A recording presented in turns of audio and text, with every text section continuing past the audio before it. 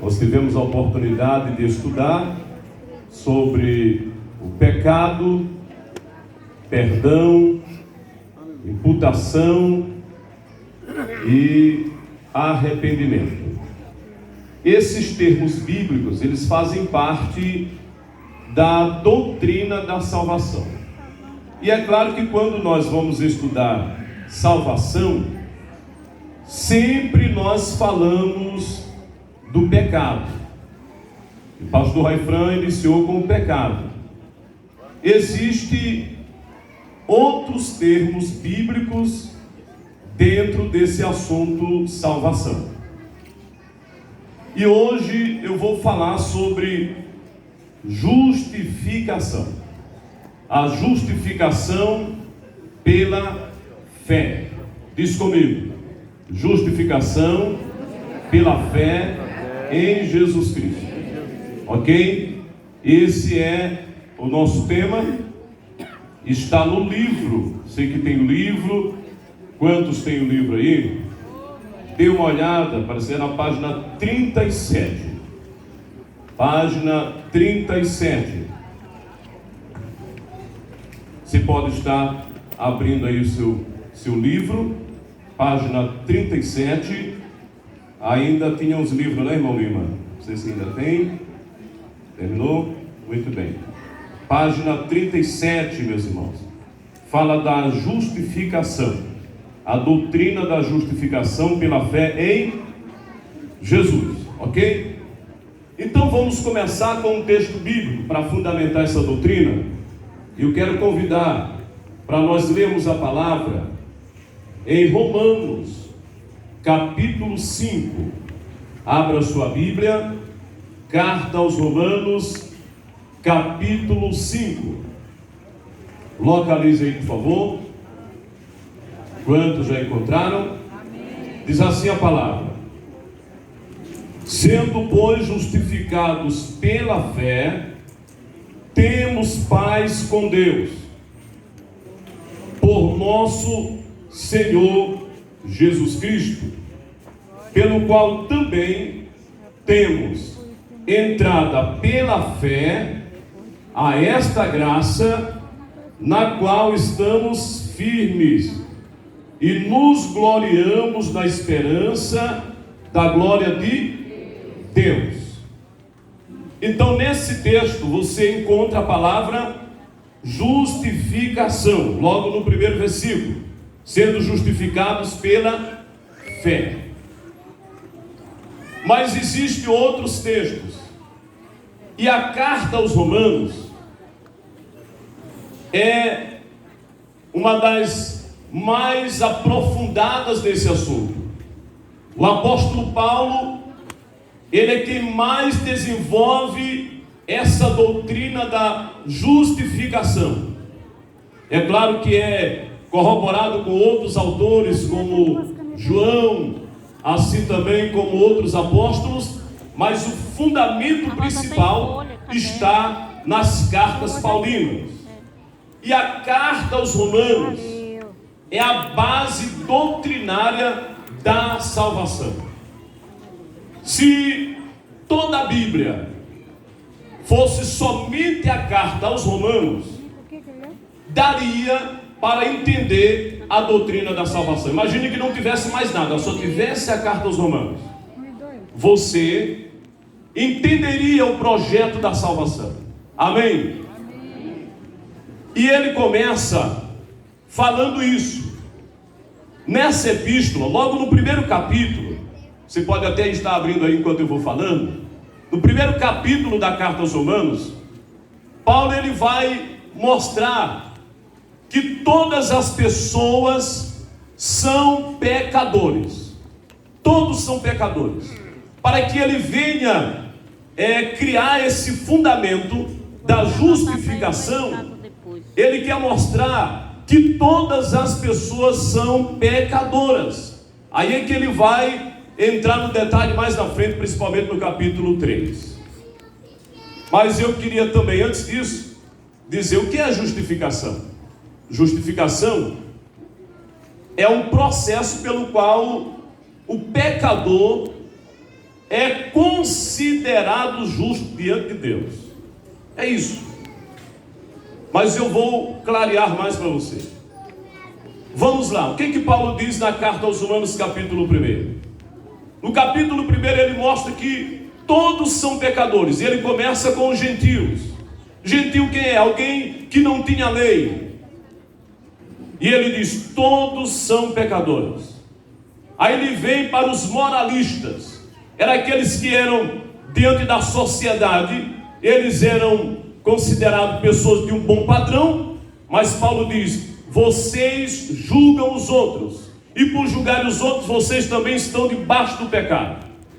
E ele vai para os judeus, e ele diz, vocês que são judeus, têm a lei, mas também estão debaixo do pecado. Então ele coloca, gentios sem lei, ele coloca os moralistas conhecedores, e ele coloca os judeus conhecedores da lei, que se vangloriavam por ter a lei, mas ele diz, todos estão debaixo do pecado. Quem está entendendo? Todos. Capítulo 1, todo da carta aos Romanos, ele fundamenta isso, que as pessoas estão debaixo do pecado. E aí ele vai para o capítulo 2 também, e o 3. O capítulo 3, a partir do versículo 1. Abra agora comigo Romanos 3. Vamos lá. Romanos 3. O que você pode estar vendo aí? A partir do versículo 1, ele continua mostrando que as pessoas são também pecadores. Ele diz, qual é logo a vantagem do judeu? Ou qual a utilidade da circuncisão? Os judeus tinham uma marca, um pacto com Deus, uma marca no corpo chamada circuncisão. E ele diz, qual é a vantagem disso?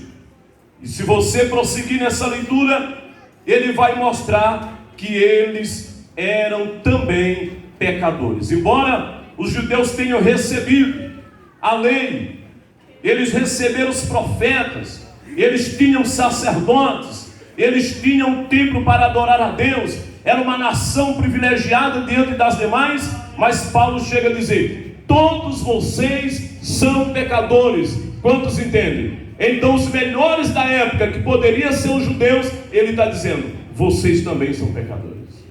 E aí ele vai para o versículo, vamos para o 9, versículo 9, capítulo 3. Quantos? Pois que somos nós mais excelentes? De maneira nenhuma. Pois já antes mostramos que tanto judeus como gregos, todos estão debaixo do pecado. Então aqui ele vai afunilando, Toda a exposição dele é para mostrar que todas as pessoas estão debaixo do pecado. Não há ninguém na terra que pudesse dizer, eu não tenho pecado. Paulo conclui dizendo, todos estão debaixo do pecado. Versículo 10. O que diz o 10? Vamos juntos na Bíblia, Romanos 3. Olha o que diz.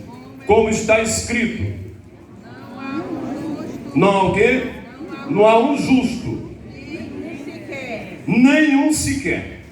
Então essa era a visão de Paulo para mostrar a situação dos homens diante de Deus. Aí ele diz, há alguém justo? Há alguém que possa dizer que é justo diante de Deus? E a resposta é, não há nenhum sequer. Amém? Quantos entendem? Glória a Deus. Mas aí Paulo vai mostrar uma saída. Há uma solução. Há uma providência de Deus. Então, se não há ninguém bem diante de Deus, se nenhum homem é justo, se todos são pecadores, e a Bíblia vai nos dizer também, lá em Apocalipse capítulo 20, versículo 12. Se você puder abrir a sua Bíblia, veja agora, Apocalipse capítulo 20, versículo 12, só para você ter uma noção de como Deus sabe todas as coisas. Olha o que diz o texto, vou estar lendo, se você puder acompanhar. E vi mortos grandes e pequenos, que estavam diante do trono, e abriram-se o quê? Os livros. E o que mais?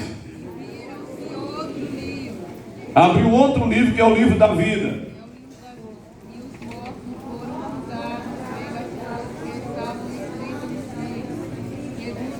Que estava escrito nos livros, segundo as suas obras. De acordo com Romanos 3, todos são pecadores. E eu trouxe esse livro aqui para tentar exemplificar. Olha para cá.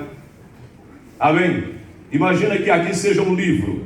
O texto está dizendo que há livros e há um livro da vida, que é um outro caso. Mas eu quero só essa parte dos livros. E para que servem esses livros? Para que servem esses livros? Esses livros, de acordo com alguns intérpretes, eles são considerados o livro dos atos. Os atos de cada pessoa.